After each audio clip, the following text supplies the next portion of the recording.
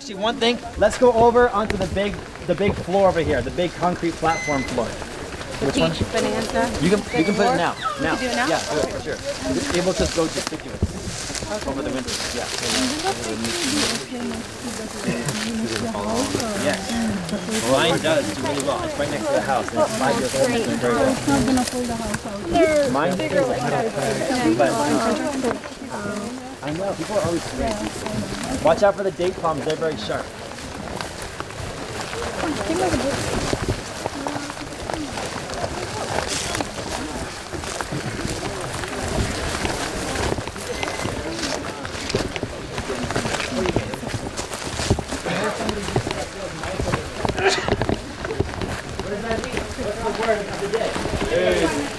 I'll say the microclimate, right?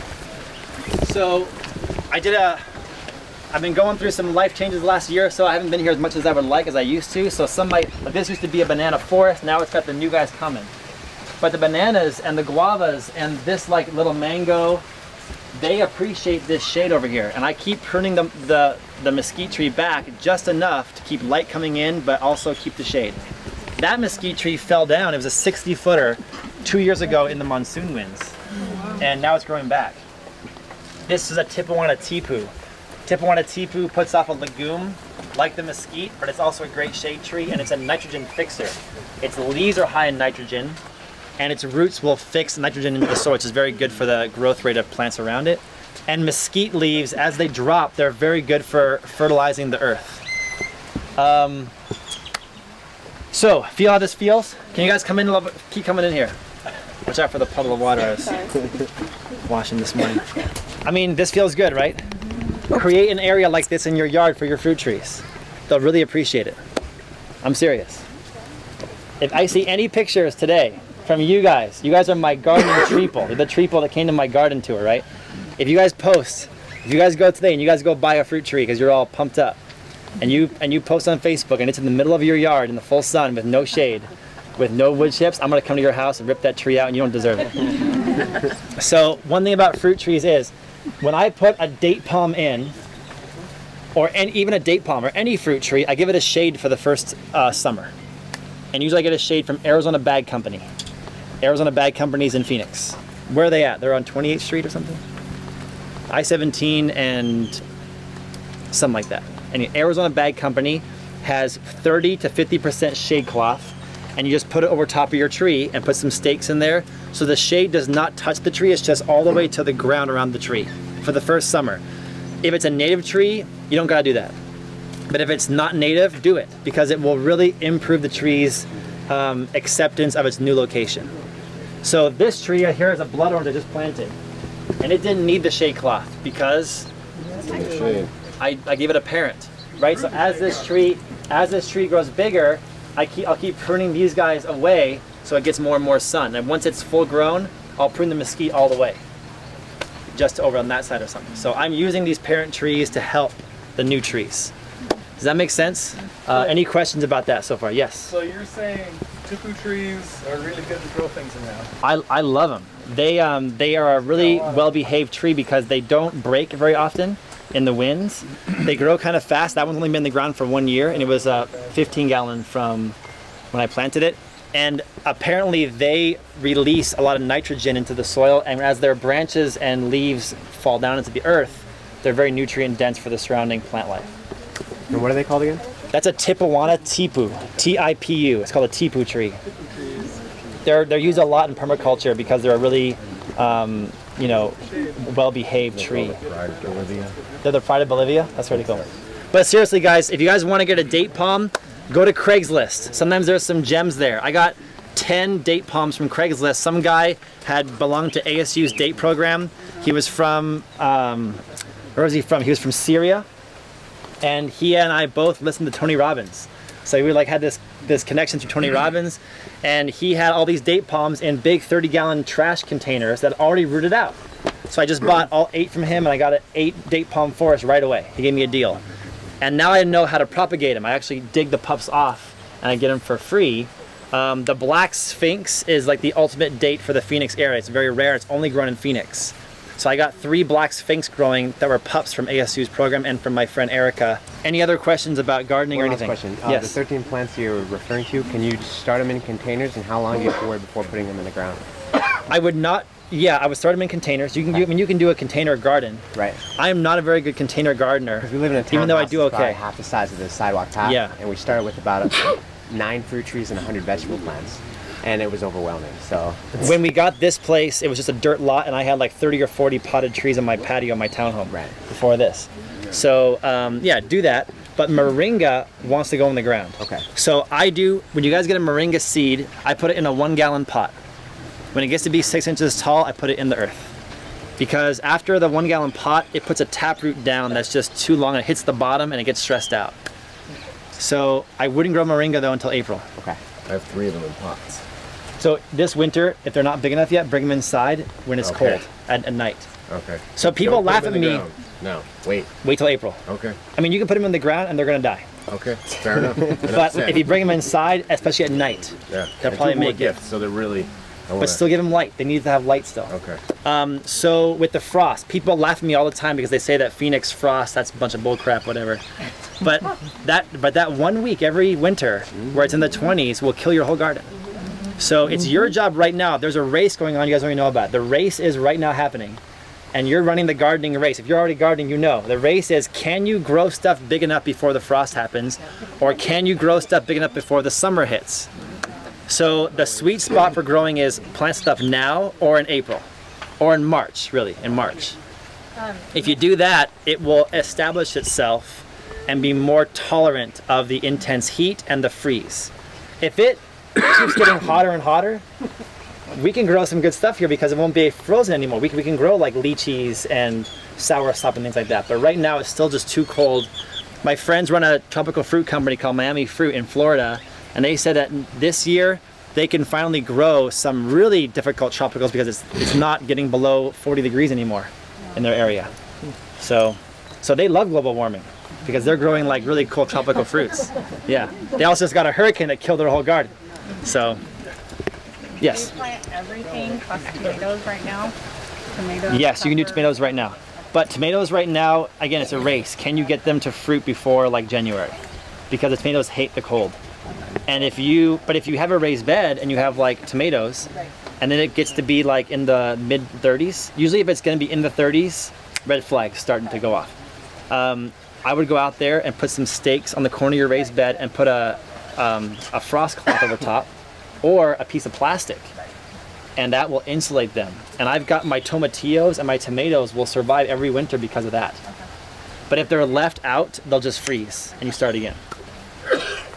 Do you take the plastic off during the day? Oh yeah. Yeah. Yeah, Yeah. because they want the sun. Yeah. Just at night. It's the night that hurts them. I mean, I got some gardening friends that are crazy that will just put like a light at night underneath their trees, and they're like really babying their trees. But then what happens is they get trees to survive and they get them into year 2. And once the tree's in year 2, it's gonna be able to do it on its own. You guys know what ice cream bean is? Inca bean. I love ice cream beans so much, and I only get to eat it when I'm in like Mexico or Hawaii or sometimes California. But I think I can grow it here, even though I tried once and it froze. So I tried it last year and I got it to grow. It's been in the ground 2 years now, and it's about a 15-foot tall tree back there. And it's been through 2 winters and still going strong. So I'm thinking now it's gonna be okay. And if I can grow ice cream bean, then I win. The game's over. Because I love that so much, and I have a theory that if I can get it just past this one more winter, I could probably take it and be fruit. Because it hasn't fruited yet, it's just kind of looking good. How old's your papaya? Those are like 4 years old now. They're getting older. They looked really good last year, and I ate 50 papayas so far this year off them. See how the stalk is all bare there? That's because I ate all those papayas already. They were all full of papayas this year.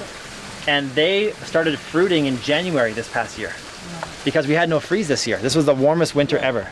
So I was eating papayas in January, and then they now have some green ones for the top, but they're looking like they're getting, for the first time, kind of like taller and more spindly. So I have found that papayas do great here.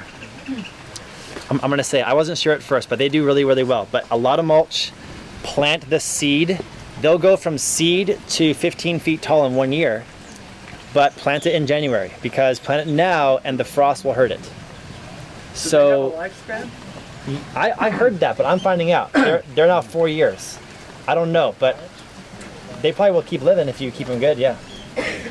So, but I would say that if you're gonna grow papaya here in Phoenix, surround them with stuff.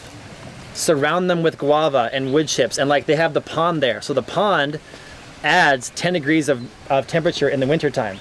I had a temperature gauge this last winter. We had one day, the coldest night of the year, it read 32 degrees on the patio, and it read 42 degrees in this corner.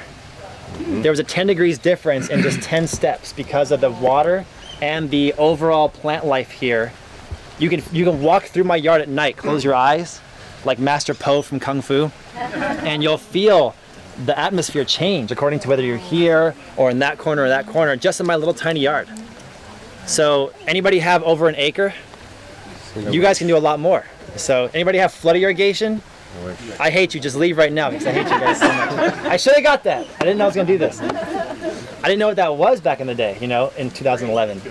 If you can get flood irrigation, it's just river water, comes right in your yard twice a month, and it's like $100 a year or something. It's like really healthy water for fruit tree stuff. So if you're thinking about buying a property for gardening, go get a flood irrigated property in Phoenix somewhere and garden right.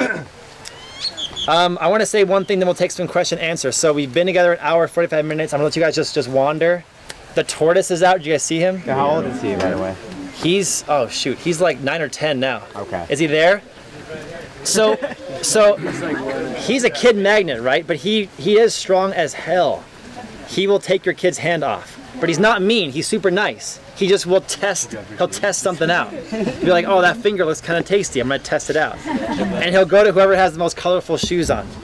So whoever has colorful shoes will get the tortoise. His name is Leo. And this is the first year where usually I just sit with him and I just hang out and we just eat together.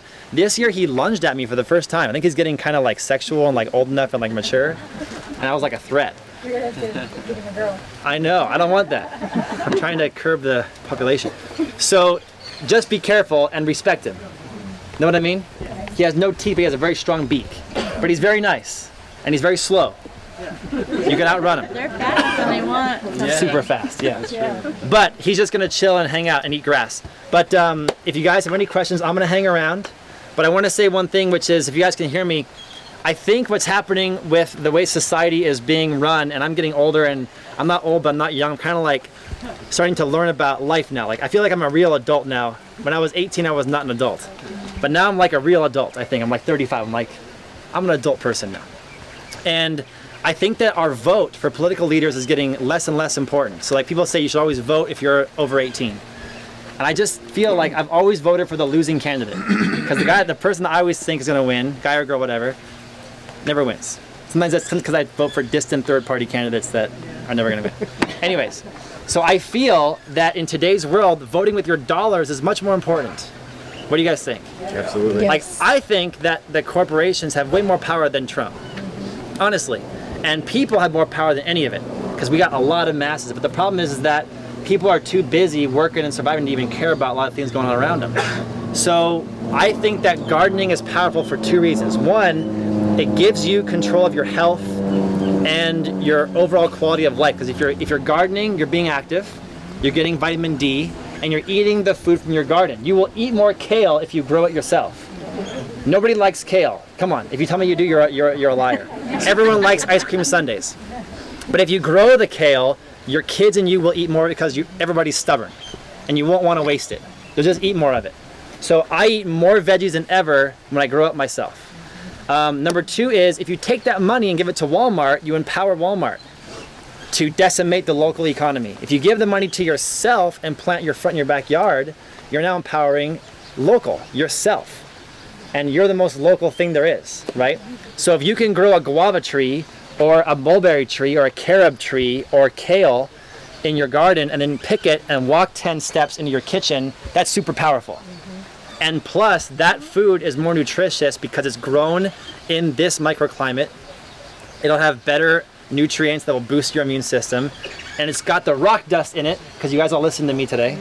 So it's more mineralized, and it probably was ripe. And eating food in its ripe state is way powerful. How many of you buy peaches from the store anymore? Or not?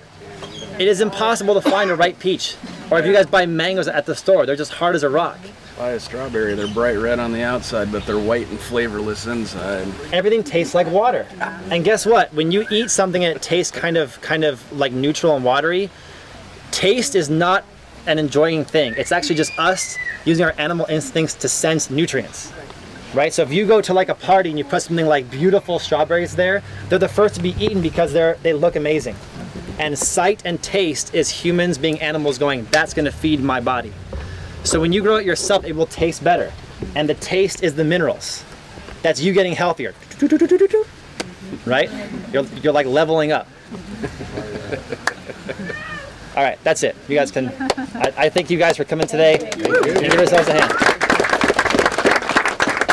I'm going to hang around if you guys want to ask any questions. I'm going to be here till like 11 or something, so.